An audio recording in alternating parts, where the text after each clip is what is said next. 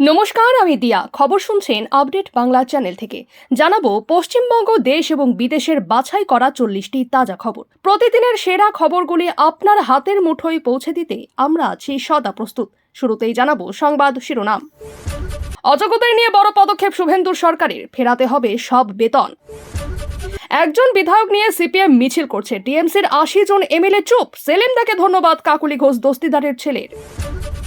সাহসী এবং শক্তিশালী হও, ইংরেজিতে কবিতা লিখে কি বার্তা দিলেন মমতা?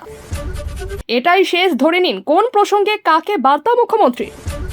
মনোবল ভেঙো না, 29-এ বড় লড়াই, তৃণমূলের ডিজিটাল যোদ্ধাদের বার্তা মমতা অভিষেকের। নিট বাতিল, প্রায় 100 কোটির লেনদেন প্রশ্ন ফাঁস চক্রে। বিক্রির জন্য থাকে পাইকারি বাজার, আছে খুচরো ব্যবসার ব্যবস্থাও। ওদের জন্য খুব খারাপ সময়, হিমন্ত শুভেন্দুর খুনসুটিতে কিসের ইঙ্গিত? কাটোয়ায় ভাগীরথী পেরিয়ে গরু পাচারের ছক, 4 জনকে আটক করল পুলিশ। বিরাট ধাক্কা আসতে চলেছে, কেন্দ্রীয় মন্ত্রীর আশ্বাসের পরই সতর্ক করলেন শিল্পপতি। বেআইনি নির্মাণকারীর সম্পত্তি বাজেয়াপ্ত করে ক্ষতিপূরণ, তিলজলা ঘুরে জানালেন মন্ত্রী। কোনো দল টাকা চাইবে না, সমস্যা হলেই পুলিশকে জানান, বণিক সভার মঞ্চে বার্তা শ্রমিকের। নাম না করে খোঁচা সৌরভকেও। সংখ্যালঘুরা আমাদের সমর্থন করেছে, তাদের উন্নয়ন নিয়ে বড় কথা বিজেপির। গ্রেফতার বাংলা পক্ষের প্রতিষ্ঠাতা গর্গ চট্টোপাধ্যায়। কারা পাবেন না অন্নপূর্ণা ভান্ডারের টাকা, জানিয়ে দিলেন মন্ত্রী। এবারকে চাপে অরূপ বিশ্বাস, খুলতে চলেছে মেসি কাণ্ডের ফাইল। আগুনে প্রাণ বাঁচাতে লুকিয়েছিলেন বাথরুমে, কলকাতায় দম বন্ধ হয়ে মৃত্যু 2 জনের। একই সঙ্গে সিইও ও মুখ্য সচিব পদে থাকা যায়, ব্যাখ্যা দিলেন মনোজ আগরওয়াল। সাংসদ হিসেবে যা প্রাপ্য তার বেশি সুরক্ষা নয় অভিষেককে, প্রাক্তন মুখ্যমন্ত্রীর জন্য কি নিরাপত্তা বহাল থাকছে? বিরোধীদের জন্য বিশেষ কিছু, প্রোটেম স্পিকার হিসেবে শপথের পর সাংবাদিকদের মুখোমুখি তাপস রায়। 18 বছরের সম্পর্কের ভয়ঙ্কর পরিণতি, ডিভোর্সের পর টাকা না মেলায় প্রাক্তন স্ত্রীকে খুন। ফের হামলা হলে 90% পরিশুদ্ধ ইউরেনিয়াম তৈরি করব, ট্রাম্পকে পরমাণু প্রত্যাঘাতের হুমকি ইরানের। কল্যাণীতে গঙ্গায় নেমে নিখোঁজ কিশোর, উদ্ধার কার্যে দেরির অভিযোগ পরিবারের। হেরেও শিক্ষা নেই, সনাতন ধর্মকে সমূলে উৎখাত করতে হবে, ফের বিতর্কিত মন্তব্য উদয়নিধি স্ট্যালিনের। তৃণমূল আমলে লাগাতার অত্যাচার পালাবদল হতেই 8 কিমি দণ্ডি কেটে পুজো বিজেপি কর্মীর। ক্ষমতায় এসেই মদের দোকানে তালা, মুখ্যমন্ত্রী বিজয়ের উদ্যোগে অভিভূত কমল হাসানরা। আমি এখন বিজেপি নেতা, মন্দির সংস্কারের টাকা চাইতেই হুমকি তৃণমূল প্রার্থীর, ভাইরাল অডিও। পাকিস্তানে ভরা বাজারের কাছে বিস্ফোরণ, মৃত অন্তত 7, আহত বহু। বিজেপি সরকারের ওপর বড় চাপ অধীরের, বদলে যাওয়া বাংলায় কি কি চাইছেন বর্ষিয়ান এই কংগ্রেস নেতা। আপনাদের কাছে একটা অনুরোধ রইল, আমরা প্রতিদিন চেষ্টা করি আপনাদের জন্য সঠিক, সংক্ষিপ্ত ও নিরপেক্ষ খবর পৌঁছে দিতে। আমাদের এই ছোট্ট চেষ্টাকে যদি আপনার ভালো লাগে তাহলে দয়া করে একটা লাইক দিয়ে পাশে থাকার বার্তা দিন। এবারে এক এক করে দেখে নিন বিস্তারিত খবর। 15 বছর পর রাজ্যে পরিবর্তন হয়েছে, প্রথমবার বাংলায় ক্ষমতায় এসেছে বিজেপি। তারপর থেকেই প্রশ্ন উঠছে, পদ্ম শিবির কি এবার সংখ্যালঘুদের ভোটও পেয়েছে? সেই প্রশ্নেরই উত্তর দিলেন রাজ্য বিজেপির সভাপতি শ্রমিক ভট্টাচার্য। একই সঙ্গে উন্নয়ন নিয়ে ভেদাভেদ হবে কি না সেই জল্পনাকেও খারিজ করে দিলেন। 26-এর নির্বাচনের আগে বিজেপি কর্মীদের সঙ্গে বৈঠকে শ্রমিক 26-এর নির্বাচনের আগে বিজেপি কর্মীদের সঙ্গে বৈঠকে শ্রমিক বলেছিলেন, এই নির্বাচনে ক্ষমতায় না এলে আমরা পার্টি করতে পারবো না। সে কথা উল্লেখ করে একটি সংবাদ মাধ্যমকে দেওয়া সাক্ষাৎকারে বিজেপির রাজ্য সভাপতি বলেন, আমি তো প্রকাশ্যে বলছি, এই নির্বাচন ছিল হিন্দু বাঙালির জন্য শেষ নির্বাচন এবং প্রগতিশীল মুক্তমনা শিক্ষিত মুসলমানের জন্য শেষ নির্বাচন ছিল। মুক্তমনা প্রগতিশীল শিক্ষিত মুসলমানের ভোট কি এবার পেয়েছে বিজেপি? এই নিয়ে শ্রমিকের বক্তব্য। এই নিয়ে আমি কোনো মন্তব্য করছি না। এরপরই অবশ্য তিনি বলেন, একদম সংখ্যালঘুরা একটাও ভোট দেননি, এটা আমি বিশ্বাস করি না। সংখ্যালঘুরা সমর্থন করেছেন তো? শ্রমিকের স্পষ্ট বক্তব্য, আমরা একটা বার্তা দিতে চেয়েছিলাম। পশ্চিমবঙ্গে একটা ন্যারেটিভ তৈরি হয়েছিল, 25-30% যে মুসলিম ভোট রয়েছে সেটা নিয়েই মমতা বন্দ্যোপাধ্যায় ক্ষমতায় ফিরে আসবেন, তারাই এখানে রাজনৈতিক শক্তির পরিবর্তনের নিয়ম হবে। সেটা যে হয় না সেই বার্তা দিয়ে চেয়েছিলাম। সংখ্যালঘুদের ভোট না পেয়েও ক্ষমতায় আসা যায়, সেই বার্তাই তারা দিতে চেয়েছিলেন বলে মন্তব্য করেন তিনি। সংখ্যালঘুদের বার্তা শ্রমিকের। সংখ্যালঘুদের বার্তা দিয়ে শ্রমিক বলেন, আমি প্রথম দিনই সমস্ত সংখ্যালঘুর কাছে আবেদন করেছিলাম, বিজেপি তোমাদের শত্রু নয়, আমাদের রাজনীতি প্রতিহিংসার রাজনীতি নয়, আমাদের লড়াই কোনো ধর্মের বিরুদ্ধে নয়, আমাদের লড়াই জেহাদিদের বিরুদ্ধে, মৌলবাদের বিরুদ্ধে। একই সঙ্গে হিন্দুদের একাংশকে বার্তা দিয়ে তিনি বলেন, একটা সংখ্যক হিন্দুও যদি মনে করেন আমরা উগ্রতা দেখাবো, আমরা ত্রিশূল নিয়ে রাস্তায় ছোটাছুটি করব, আমরাই পরবর্তী সরকারকে নিয়ন্ত্রণ করব, সেটাও হবে না। গ্রেফতার করা হলো বাংলা পক্ষের প্রতিষ্ঠাতা তথা সাধারণ সম্পাদক গর্গ চট্টোপাধ্যায়কে। মঙ্গলবার সকালে দেশপ্রিয় পার্ক এলাকা থেকে তাকে গ্রেফতার করে কলকাতা পুলিশের সাইবার সেল। গর্গকে গ্রেফতারের সময় সঙ্গে ছিলেন তার পার্সোনাল সিকিউরিটি অফিসার। তাকে ছেড়ে দেওয়া হয়েছে। কলকাতা উত্তরের ডিইওর অভিযোগের ভিত্তিতে এদিন গর্গকে গ্রেফতার করা হয়। কয়েকদিন আগে বাংলায় ভোট পর্ব মিটেছে। গত 4 মে বিধানসভা নির্বাচনের ফল ঘোষণা হয়। সেই সময় গর্গ নির্বাচন কমিশনের বিরুদ্ধে সরব হয়েছিলেন। তিনি অভিযোগ করেন ইভিএম হাত বদল হয়েছে। মিথ্যে তথ্য ছড়ানোর অভিযোগে গর্গের বিরুদ্ধে এফআইআর করা হয়। বাংলা পক্ষের সাধারণ সম্পাদকের বিরুদ্ধে কলকাতা পুলিশের সাইবার ক্রাইম বিভাগে অভিযোগ দায়ের করেন কলকাতা উত্তরের ডিইও স্মিতা পান্ডে। সেই এফআইআরের ভিত্তিতেই এদিন সকালে গ্রেফতার করা হয় গর্গকে। গর্গের গ্রেফতারি প্রসঙ্গে কলকাতার পুলিশ কমিশনার অজয় নন্দ বলেন, কলকাতা উত্তরের ডিইওর অভিযোগের ভিত্তিতে 2 বার ডাকা হয়েছিল, আসেননি, তাই গ্রেফতার করা হয়েছে। তার সঙ্গে বারুইপুর পুলিশ জেলার একজন পুলিশ কর্মী ছিলেন। গর্গের কাছ থেকে কোনো কার্তুজ পাওয়া যায়নি। এর আগে একটা শতপ্রণোদিত মামলা ছিল, সেই মামলাতেও সেই মামলাতেও অ্যারেস্ট করা হয়েছে গর্গকে। কে এই গর্গ? বাঙালির কাছে গর্গ চট্টোপাধ্যায়ের পরিচিতি বাংলা পক্ষকে ঘিরে। 2018 সালের 7 জানুয়ারি তিনি বাংলা পক্ষ প্রতিষ্ঠা করেন। বাঙালিদের অধিকার, ভাষা ও সংস্কৃতির সুরক্ষার জন্য লড়াইয়ের কথা বলে বাংলা পক্ষ। বাংলায় সরকারি চাকরিতে বাংলার বাসিন্দাদের জন্য 100% সংরক্ষণের দাবি জানায় বাংলা পক্ষ এবং অন্য ক্ষেত্রগুলিতে বাংলার বাসিন্দাদের জন্য 90% সংরক্ষণের দাবি তাদের। গর্গ মেডিকেল কলেজ থেকে MBBS করেছেন। হার্ভার্ড বিশ্ববিদ্যালয় থেকে PhD করেন। গর্গের সঙ্গে তৃণমূল কংগ্রেসের ঘনিষ্ঠতার কথা প্রায়ই শোনা যায়। এর আগে 2022 সালে তিনি গ্রেফতার হয়েছিলেন। 2020 সালের জুনে অহোম সম্প্রদায়ের উদ্দেশ্যে অপমানজনক মন্তব্যের অভিযোগ উঠেছিল গর্গের বিরুদ্ধে। অসমের একাধিক জেলায় তার বিরুদ্ধে অভিযোগ দায়ের হয়েছিল। সেই সময় আদালত 2 বার গ্রেফতারি পরোয়ানা জারি করেছিল। অভিযোগ ওঠে, বাংলার তৎকালীন সরকারের অসহযোগিতায় গর্গকে প্রথমে গ্রেফতার করা যায়নি। পরে আদালত নতুন করে গ্রেফতারি পরোয়ানা জারি করে গর্গকে গ্রেফতারের জন্য কলকাতা পুলিশ কমিশনারকে নির্দেশ দিয়েছিল। তারপরে গ্রেফতার করা হয়েছিল গর্গকে। পরে শর্ত সাপেক্ষে জামিন পান বাংলা পক্ষের সাধারণ সম্পাদক। লক্ষ্মীর ভাণ্ডারের টাকার থেকেও বেশি টাকা পাওয়া যাবে অন্নপূর্ণা ভাণ্ডারে। বিজেপির ইস্তাহারেই একথা উল্লেখ করা হয়েছিল। নতুন সরকার গঠনের পর সেই স্কিমের দিকেই তাকিয়ে রয়েছেন বহু মহিলা। কবে অ্যাকাউন্টে ঢুকবে 3000 টাকা? আদৌ সবাই টাকা পাবেন তো? এমনই প্রশ্ন ঘোরাফেরা করছে মহিলাদের মনে। সোমবার মন্ত্রিসভার বৈঠকের পরে সেই স্কিম চালু করার কথা জানিয়ে দেন মুখ্যমন্ত্রী শুভেন্দু অধিকারী। তবে কারা বাদ যাবেন এই স্কিম থেকে? প্রাক্তন তৃণমূল সরকার কোনো যোগ্যতা বিচার না করেই সব মহিলাদের জন্য লক্ষ্মীর ভাণ্ডারের ব্যবস্থা করেছিল। বিজেপি সরকার কি একইভাবে টাকা দেবে? প্রচারের সময় বিজেপি জানিয়েছিল সবাইকেই ওই টাকা দেওয়া হবে। সোমবার রাজ্যের নারী ও শিশু কল্যাণ মন্ত্রী অগ্নিমিত্রা পাল বলেন, আগামী 1 জুন থেকে সব মহিলার অ্যাকাউন্টে পৌঁছে যাবে অন্নপূর্ণা ভাণ্ডারের টাকা। সব অ্যাকাউন্টে সরাসরি টাকা ঢুকে যাবে। তবে তার আগে কিছু বিষয় খতিয়ে দেখা হবে বলে জানিয়েছেন। যাদের যাদের নাম কাটা গিয়েছে এসআইআরে, তারা যদি কেউ টাকা পেয়ে থাকেন তাহলে তাদের বাদ দেওয়া হবে। কারো মৃত্যু হয়ে থাকলে সেই নামগুলি বাদ দেওয়া হবে।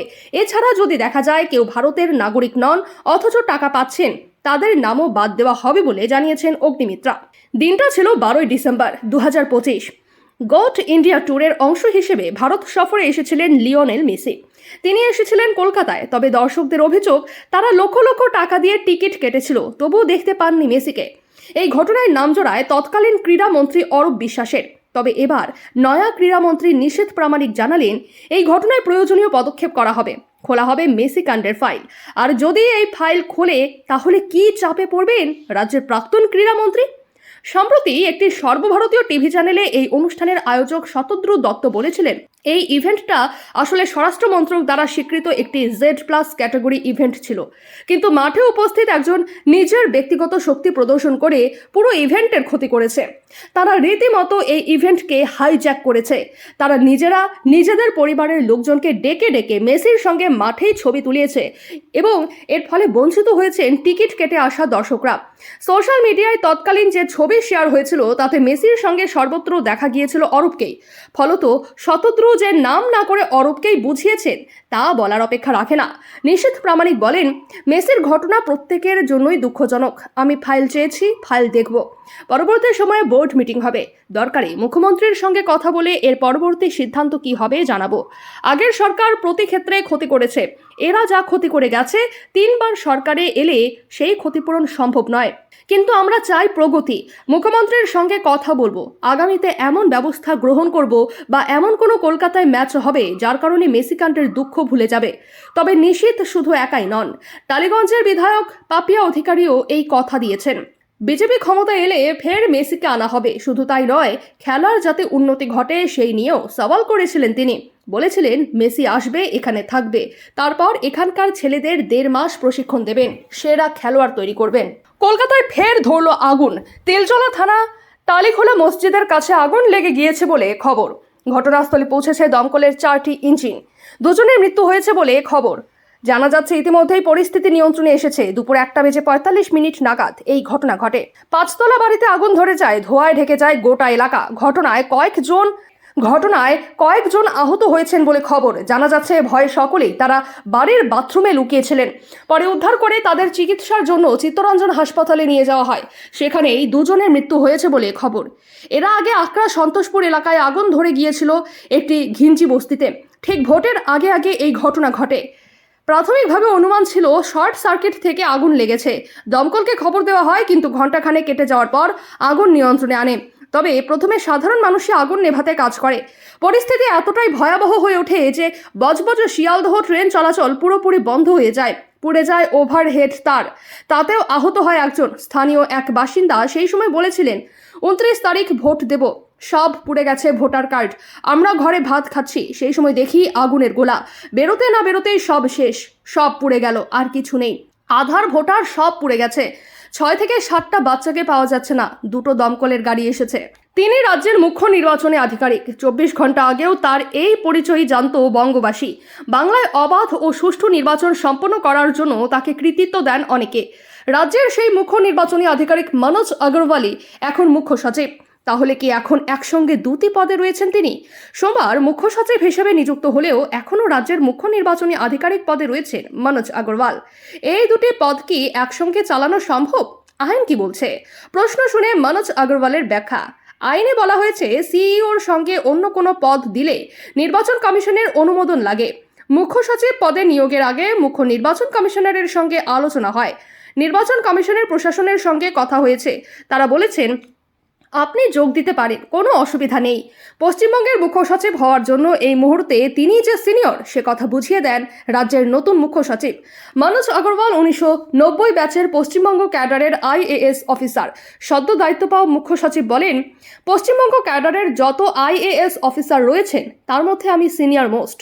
আমাকে নির্বাচন করার জন্য আমি ধন্যবাদ জানাচ্ছি মাননীয় মুখ্যমন্ত্রীকে। উনি সিনিয়রিটিকে গুরুত্ব দিয়েছেন। আমি IAS অ্যাসোসিয়েশনের সভাপতি। আগে মুখ্য সচিব নিয়োগের ক্ষেত্রে সিনিয়রিটিকে গুরুত্ব দেওয়া হয়নি বলে মন্তব্য করেন মনোজ আগরওয়াল। একটি উদাহরণ তুলে ধরে তিনি বলেন, 1989 ব্যাচের অফিসারকে টপকে 1989 ব্যাচের অফিসারকে টপকে 1994 ব্যাচের অফিসারকে পদে বসানো হয়েছে। সাংসদ হিসেবে যা প্রাপ্য তার বেশি সুরক্ষা নয় অভিষেককে। কোনো Z+ ক্যাটাগরির সুরক্ষা পাচ্ছেন না অভিষেক বন্দ্যোপাধ্যায়। Z+ ক্যাটাগরির নিরাপত্তাই বহাল থাকছে। নিরাপত্তা উঠেছে শওকত জাহাঙ্গীর থেকে আরও অনেকের। প্রোটোকলের বাইরে কাউকে কোনো নিরাপত্তা নয়, পুনর্বিবেচনা করেছেন ডিরেক্টর অফ সিকিউরিটি। আগামীকাল নবান্নে জমা পড়বে রিপোর্ট, যার নিরাপত্তায় যারা নিরাপত্তার বিষয়টা দেখে থাকেন। সারা রাজ্য জুড়ে VVIP নিরাপত্তার পুরো বিষয়টা ডিরেক্টর অব সিকিউরিটি দেখে থাকে। গতকাল রাজ্যের মুখ্যমন্ত্রী শুভেন্দু অধিকারীর সঙ্গে সমস্ত পুলিশ কর্তাদের বৈঠক ছিল। সেখানেই রাজ্যের মুখ্যমন্ত্রী পুলিশ কর্তাদের কাছে তার বার্তা পরিষ্কার করে দেন যে এই পুরো সিকিউরিটি রিভিউ করতে হবে এবং এরপর পুরো সিকিউরিটি রিভিউ করার সিদ্ধান্ত নেওয়া হয় রাজ্য পুলিশের তরফ থেকে। সেই সিকিউরিটি রিভিউয়ের কাজ চলছে। ইতিমধ্যেই সিকিউরিটি রিভিউ করে অনেক জায়গা থেকে নিরাপত্তা তুলে দেওয়া হয়েছে। এবং আগামীকালে এর বিস্তারিত রিপোর্ট জমা পড়বে নবান্নে এবং সেই মতো রাজ্য পুলিশ ব্যবস্থা নেবে। প্রাথমিকভাবে যেটা জানা যাচ্ছে, প্রায় 80% এই রকম ভিআইপি, ভিভিআইপি, নেতা নেত্রী, প্রাক্তন মন্ত্রী যাদের নিরাপত্তা দেওয়া হয়েছিল, প্রায় 80% এই রকম হয়েছে, যাদেরকে নিরাপত্তা দেওয়ার কোনো প্রয়োজন নেই এবং তারা যে নিরাপত্তার জন্য যোগ্য ছিলেন তার থেকে অনেক বেশি নিরাপত্তা পাচ্ছিলেন, যাতে রাজ্য পুলিশের বা কলকাতা পুলিশের যে ফোর্স তাদের জন্য ডিপ্লয় করতে হচ্ছে সেটাকে একেবারে অপচয় বলে মনে করছে রাজ্য পুলিশ এবং কলকাতা পুলিশ। আগামীকাল নবান্নে জমা পড়বে রিপোর্ট। সাংসদ অভিষেক বন্দ্যোপাধ্যায় তার বাড়ি, তার গাড়ি, তিনি যে বিভিন্ন জায়গায় যান, যে নিরাপত্তা কর্মীদের মোতায়েন করে রাখা হয়েছিল এবং তাকে Z+ ক্যাটাগরির যে সিকিউরিটি দেওয়া হয়েছিল সেটা পুরোপুরি প্রত্যাহার করে নেওয়া হচ্ছে। একজন সাংসদ যে নিরাপত্তা পেয়ে থাকেন সেই সাধারণ নিরাপত্তা দেওয়া হবে। কাল ও পরশু বিধানসভায় জয়ী প্রার্থীদের শপথ। তার আগে লোকভবনে গিয়ে বিধানসভার প্রোটেম স্পিকার হিসেবে শপথ নিলেন মানিকতলার জয়ী বিজেপি প্রার্থী তাপস রায়।